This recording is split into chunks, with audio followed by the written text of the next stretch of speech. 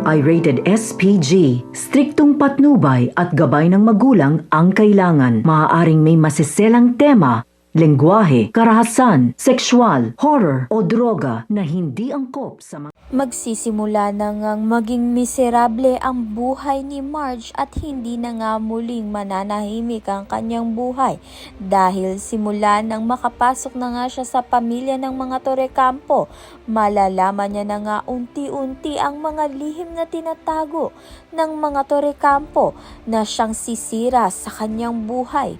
At isa pa nga ang pagbabalik nga ni Thea, nasisira din ang buhay ni Marge.